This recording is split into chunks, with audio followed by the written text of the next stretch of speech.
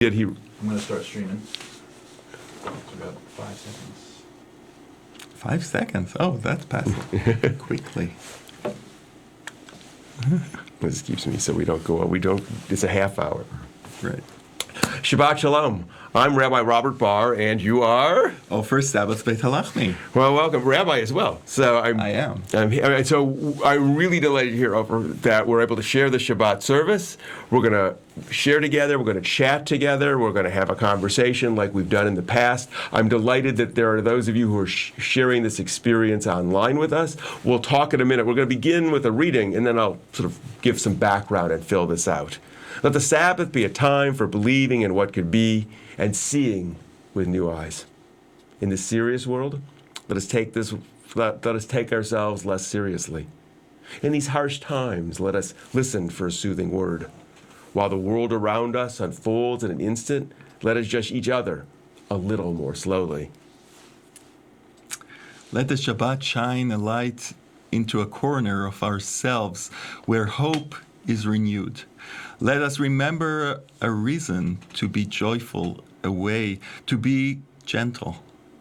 Let the Shabbat be a time for opening up. Let us find strength in our dreams and trust in our strength. Thank you. That's so beautiful. Thank you. Who wrote it? The congregation. We worked. We'll talk about The congregation know how to write. We have a liturgy committee that worked on this and wrote together. So this is great. So some of you, I'm going to give a pause. We can't get too far ahead of ourselves. So you may have, if you were with us before, you know that ourjewishcommunity.org writes our own liturgy. So this is a big part of what we're about. We write our own liturgy here at ourjewishcommunity.org and Congregation Beth Adam, which is where our Jewish community is housed. We decided that we did something unique and we wanted to share with others who were looking for a different Jewish experience, which we were talking about before. And we recognize that technology allows us to interact with each other. And we're doing that as well. We get to talk to each other across a great expanse. Hopefully those of you online currently are chatting perhaps. I know the experience is a bit different. We've been writing back and forth to people. I know some of you are not pleased with the black background where the chat is in real time. That's a function of live stream. You only have to log in once, and you don't have to log in at all just to watch this service. What's nice about it is some people watch this in the archives. So people in Israel who might want to watch you later, but they can be part of the conversation because the chat now exists. You can make comments and they're there for a very, very long time. So the style has changed a bit, but the experience of being together, recognizing that we span the globe, that we create community is a wonderful thing, and I'm so delighted that we can participate together. So we're going to continue with our candle lighting, and then we're going to have our conversation. You have the matches. Yes. Oh, I was also going to say before I forgot, that some of you who've joined us before that the last name, you have an unusual last name. Shabbat Beit Halachmi. That your wife, who's also a rabbi, joined us a couple of weeks ago. So if you thought you were having deja vu, you're not. You're actually hearing the same two rabbis who are married to one another. That's it. We're not the first couple, but definitely the first Shabbat Beit Halachmi. I have to believe that. And when we're together and somebody call Rabbi Shabbat Beit Halachmi, one of us will appear. That's good. Well, and then we're going to talk. Night seeps up from the ground. Light falls from the stars, distant and icy, ancient beyond all who came before. But the light of the Sabbath is warm. The light of the Sabbath is ours. The light of the Sabbath is of this time, of this place, of lives that know the past only in a dream. As we kindle these lights, we create a place of worth. We kindle these lights. We welcome this time for reflection. As we kindle these lights, we stake our calm claim. That's what we stake our claim, and while these lights burn, the time is ours. Well, I'm going to let you do the Hebrew because that comes for you much more naturally than it comes for me. So, are we Ashkenazic or Sephardic? First we are lighting, or first we are saying the blessing? First we are saying the blessing. Okay. Baruch haor ba'olam. Blessed is the light within the world. Baruch haor ba'adam. Blessed is the light within each person. Baruch haor b'Shabbat. Blessed is the light of the Sabbath. So I never thought about it that way. Ashkenazic and Sephardic styles of candle lighting. Yes. First, we are. And you just dump it in the. That's what that's Are for. we first receiving the Shabbat and then lighting the candles? So we're doing something that is not appropriate. You're Lighting the candle halakhically, after the Shabbat. After the Shabbat, but on the other way, if we're first doing the mitzvah and then the blessing, we are how that working? Right. So there is different answers, and that the pluralism of halacha, right? We're doing the same things, but sometimes with different reasons. So this is the great part that I'm having exciting. So Rabbi Ofer Sabbath Beit Halachmi is with me. We sort of, this way, if we change the service, all of you know who's here. We might take this conversation, just put this online separately. And I'm delighted you're here because for me, one of the exciting parts of having different rabbis and different participants is I get to learn a lot. And so do you, because many of us, we're meeting people, rabbis, other rabbis and ministers. So I have a whole host of questions, and that's how we've started when I've had a new guest. So I'm guessing you're not originally from Cincinnati. No, I'm not. So give us a little bit about your background, Ofer. Well, I was drying the swamps in Israel for 3 generations. My grandparents came from Poland to Israel. So they came in about the 1800s. In the early 20th century. Yes, after the First World War. Oh. And they came very young, relatively young, and started to work the ground, to be secular and to create a new Jew in Israel, as Zionism asked them to do. Right. So I grew up in a relatively secular house, Right. Meaning that we observed the Shabbat candles, but not much more than this. Wow. And but with a lot of interest in Hebrew. My father doesn't speak any other language, by the way. He only speaks English, Hebrew. He only speaks Hebrew. My mother, fortunately, speaks also Yiddish because when she was born, her mother didn't know Hebrew. So she had to speak Yiddish. So she had to speak Yiddish. But later, my grandparents, each one of them knew 3 languages, 4 languages, Sure. but according to the doctrine. Which is very hard because Hebrew is not a language that you can travel easily around the world with. Well, that's true. Yiddish you can do because Yiddish, my mom and dad spoke Yiddish. And when they were in Europe, they would speak Yiddish with a really hard accent, and it could pass for German, frankly. They could at least communicate if they needed to. But it must be hard for your parents to try. Well, at first it was hard. Later it got easier. But it was interesting that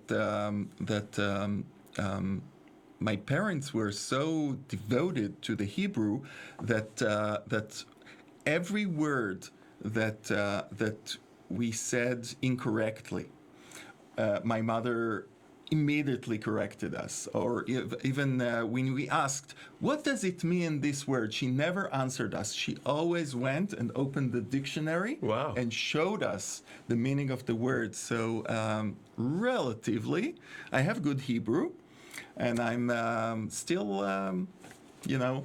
fighting with my English. So, but your English is good. Did you learn English as a kid at all? Did you in school? Did that? I think we started in 5th grade or 6th grade. Oh, wow, it's late already. Yeah, because some places are doing it earlier now. Right. Like in Korea, I think they're doing it very early now. When it was difficult for my daughter to start to speak and write and study in English here 2 years ago, Right. I told her this story that my English teacher in school. We weren't in such a good relationships, and I was rejecting studying English. So she took me to the side and told me, you can continue to dislike me, but try not to do it with the English.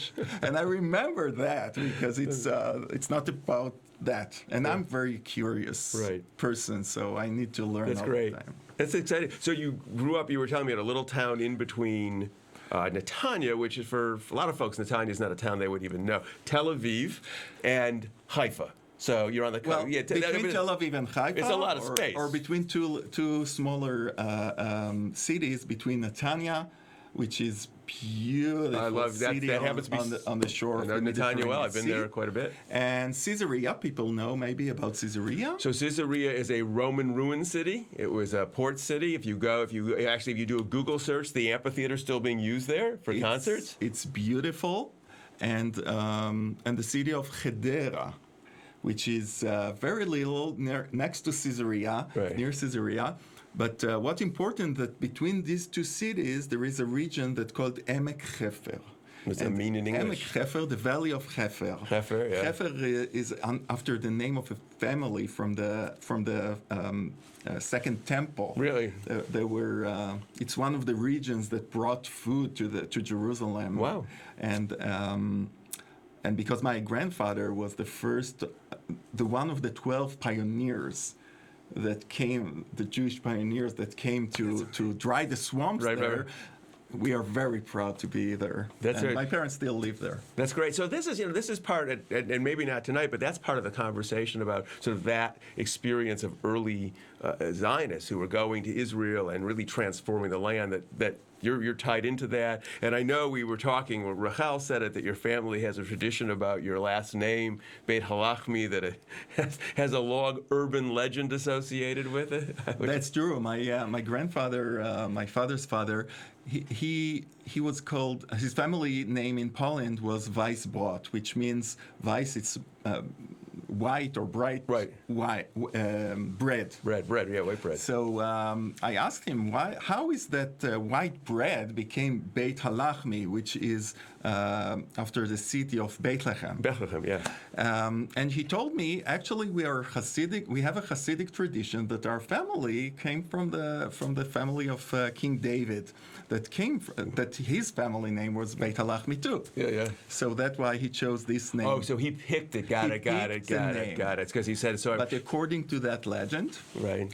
and we, as I told you before, we did have the family tree that went all the way to the King David, but it lost somehow in Europe during the Holocaust. So it reminds me. I was thinking of the movie. The Da Vinci Code. Was it Da Vinci Code? Da Vinci Code, where she yes. finds out that she goes back all the way to Jesus. So, and Jesus, right. And Jesus is from the house of David too. Exactly. We were neighbors. 2,000 years ago, and 2020. 20. Yeah, you would have been. Yeah, because that's the whole thing. Because that was it. Well, that's really interesting. And we're going to talk about being a rabbi, but before that, you trained as an artist in Israel. I was trained as an artist, as a photographer in the Bezalel Academy in Jerusalem, which is very famous. I mean, that's a famous art academy. It's the first. Yes, it's established by Boris Schatz. We had actually in the Hebrew Union College here an exhibit last year of his work, and later I became a kibbutz member. Really? What kibbutz? Kibbutz Ma'abarot. Where's that? It's the same region of Emek Hefer, Valley of Hefer. So let's just for everyone, make sure everyone knows what a kibbutz is. It's a collective. It is. Yes, I mean, people live together. Everything is shared. It's communism at its most. Communism, exactly. It's a communism in its best. In its best, and Yes. and there's not a lot of kibbutzim left. That kibbutzim is the plural of kibbutz. There's not as many as there used to be. I know they slowly are becoming. They're changing. Exactly. The postmodern world broke the walls of the kibbutzim, and now it became more modern economy. That's Needed interesting. to move forward. Right. But you weren't raised in a kibbutz. I wasn't raised in a kibbutz. Moved to a kibbutz. I moved to a kibbutz because I was attracted by socialism, by the idea that people want to improve themselves. Right. And there's always a woman around there. So I had a girlfriend from that kibbutz, and she invited me to live there with her for a while. And later, I started to study in the University of Haifa. Okay. And I started to study biology. Really? And the same girlfriend that I had went to study Jewish studies and Talmud, and I wanted to sit next to her in class. So I came to a Talmud class. Do they know what Talmud Okay, is? let's say Talmud is Jewish legal text. So the Talmud. So what happens is I think so. Judaism evolves from the Bible, the Torah. And then after that, the rabbi started writing laws. The first set of laws is the Mishnah, and then there's and that's the first set about 0 to 200 CE. That was about the time period of the Mishnah. And after these original sets of laws were very Aristotelian. They're very structured. Then the Talmud comes along. Some maybe you've seen the movie Fiddler on the Roof or Yentl. I think she's in Yentl. She studies the Talmud. And it's that sort of. It's a more associative way of thinking, and the Talmud sort of meanders. So it's very hard to study. I was never great at Talmud. So when you ask a Jewish person a question, he will give you 3 answers. Right. So that's the Talmud. No, that's a cute way to explain it. There are many answers for each question. Well, kind of like the candles. Exactly. Right? So we were talking before. So that's the Talmud. So rabbis would sit and riff. The Talmud's a little jazzy in some ways. It is right? very. Right? Because it's like, they start talking and then they go off on an angle and they go somewhere here. And that's why it makes it And very... one takes the lead and then the other. Right. It's really jazzy. Yeah, It's a jam session in Jewish in Aramaic. Right. In Aramaic, which is it's a cousin language of Hebrew, and so rabbis would do it. So you studied. Where were you studying Talmud? In the University of Haifa. Haifa. Okay. Yes, it was not in a yeshiva. It was very in a scholarly way, very philological about how it's structured and historically. And then it was so interesting that I left biology and the science. And all for a girl. Invested all my time in Jewish studies. In Haifa. In Haifa. Got it. Where there used to be a bowling alley. That was one of the only bowling alleys in Israel was in Haifa. Really? You didn't know that, did you? And an ice skating rink. I'm older than you. Haifa is a beautiful city. Yeah. If you want to see one place in Israel, Jerusalem is an option. But Haifa is not an option. Yes. That's interesting. It's so beautiful. It's and it's have this, maybe because I was raised on the shore of the Mediterranean Sea, so the dry weather of Jerusalem is less appealing to me. It's interesting. I think a lot Haifa. of us who don't know a lot about Israel, we know sort of Jerusalem. Right. We don't know the north so well. So let's go back. So you study Talmud, and after you study Talmud, to make the long story short, I was working in the University of Haifa as a Talmud teacher, and then and started to work on my PhD. And at the same time, I felt that it's not enough to read the Talmud as a dry material, historical material, or philological way of analyzing it. And I worked at the same time. I worked in a very secular educational organization called Hamidrasha in Oranim, and Midrash school. It's a school. It's a school and a company of people, former kibbutzim people, secular, that were really attracted by Judaism in a very personal way. So in the university, I actually asked the questions like how it was edited and how it was and how they live and what they meant. In the other educational organization, I asked questions like, what does it mean for me? Wow. What do I feel about it? And after a few years of doing that, almost 10 years that I did that, I got into a new question. And the other question was, what does it mean for us? Wow, okay. Are we people? What do we have in common? What is Judaism as a Go ahead. I'm sorry. as a culture? So I think this is, and we don't have a lot of time because we're going to end, but you're coming back. We have the whole Shabbat. We have but we only have 30 minutes online. Because I think that's an interest. Because I think for a lot of us, for Americans, because not everybody who watches America, we have people in South America, we have people all around the world, and there's Israelis who participate. But I think for a lot of us in the West, we don't understand Israelis when they're growing up. They grow up mostly secular.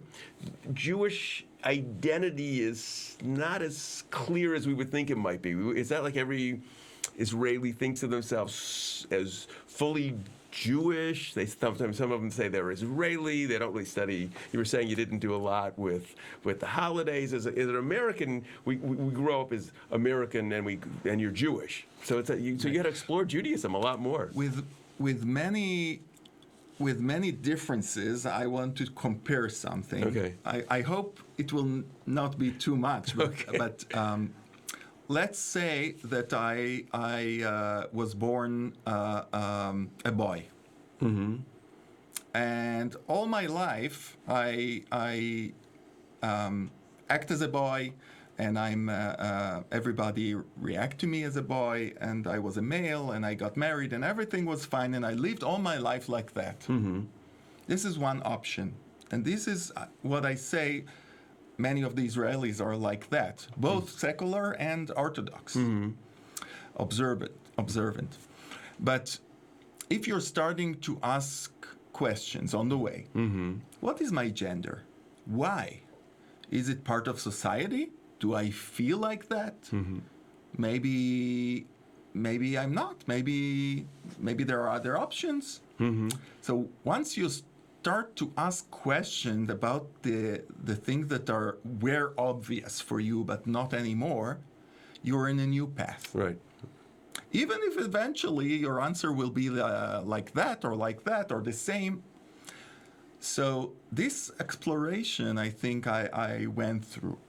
And some Israelis, what we call, these days you may hear on the news and sometimes or on the Jewish papers about the renewal movement of Israeli Judaism. Right, and this is, so for the folks who know renewal in America, it's not the same. It's different. They're two different. There's an American renewal and this Israeli renewal. Exactly. It's totally different. A Jewish renewal in Israel means that are Jews that asking themselves, what Judaism is for me and why, and for us as a whole, and not just because this, I'm speaking Hebrew because this is my mother tongue. Right.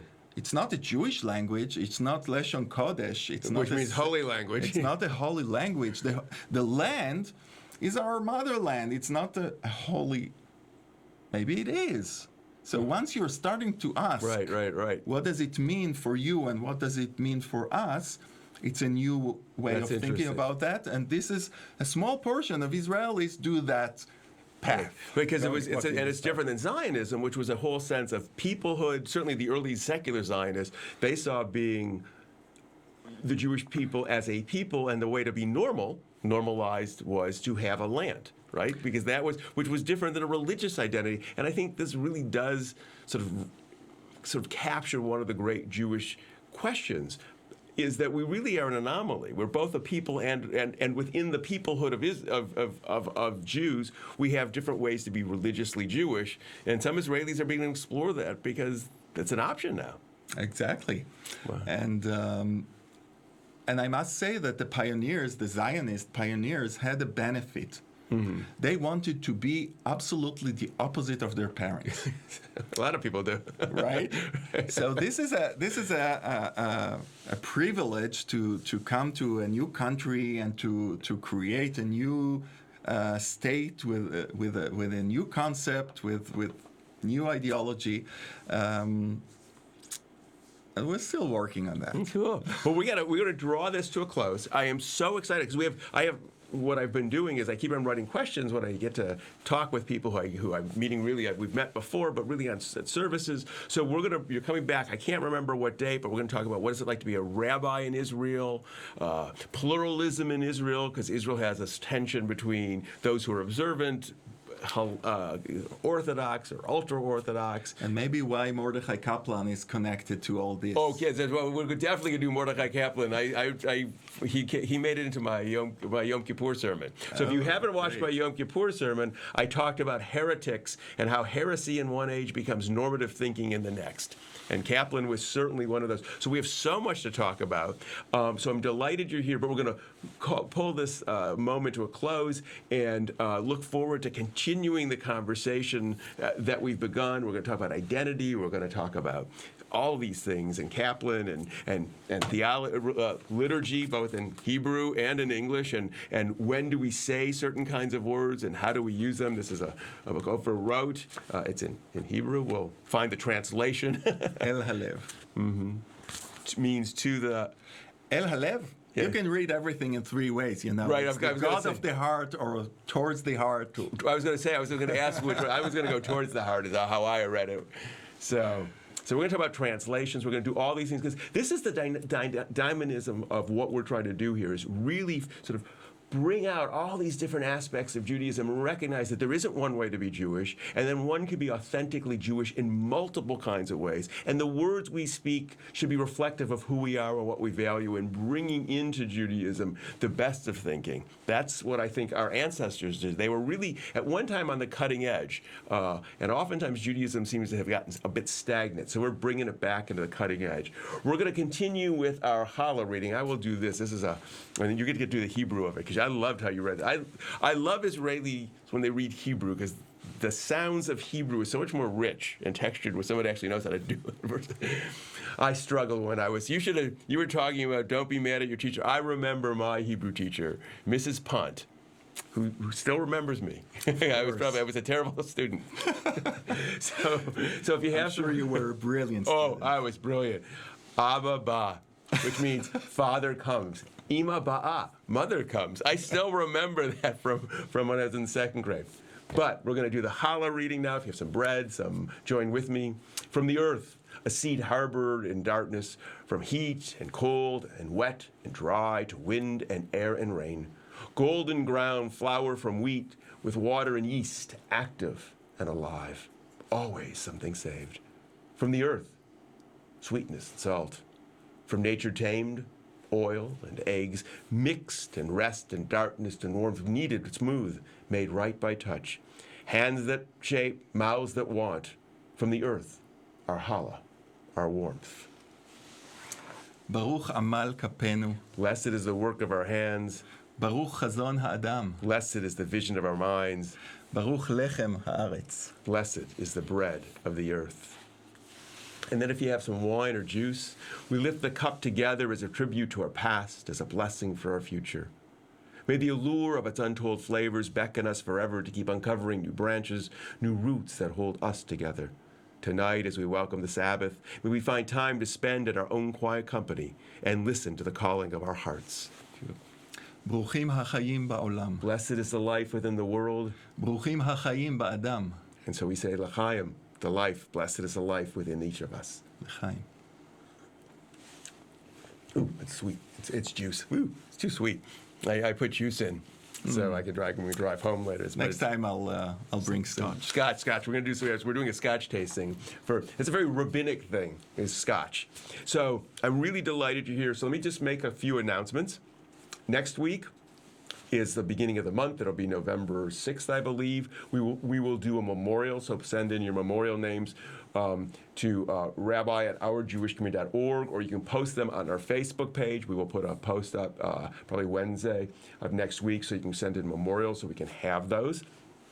Fran Gaffert will be with us. Fran Gaffert is the Director of Vital Services at Jewish Family Service of Cincinnati, and she's going to talk about a project that we collaborated on and a speaker that we collaborated on, and we'll have more information next week with Fran. If you've not gone to our Cincinnati OJC page, Cincinnati OJC. Go there and you can watch the Steen Metz interview and presentation. Steen Metz, who spoke here about a month ago. Steen is a Danish Jew who his mother and father were captured and they were sent to Terezin. And they spent 18 months in Terezin. His father died there of starvation. He and his mother were saved and went back home. And it was very interesting because he was a child, and he talks about that he didn't know really what was happening. His mother really protected him. And he learned about his life. He wasn't particularly Jewish before or after the Holocaust, and he really explains it. It's a fascinating interview, and for lots of us, we've not talked to survivors who were so young when they were going through it, nor those whose religious identity was was really very secular. So take a look at the Steinmetz interview. Very interesting. You go to that at Cincinnati OJC. And as I mentioned a couple of times, go to our Zazzle page and you can see our Hanukkah Christmas cards. If you're looking for cards to send out, there's some straight, just simply exclusively Hanukkah, but there are these blended cards as well. We know lots of interfaith families, a way of showing a respect for that diversity. We have a lot going on. Check out our Facebook page. Check out our website, ourjewishcommunity.org. Delighted you're here. We're going to close with our closing words. May we know blessings those who are near. May we know blessings those who are far. May the Sabbath bring its goodness to everyone soon, whoever they are. Shabbat Shalom. Shabbat Shalom.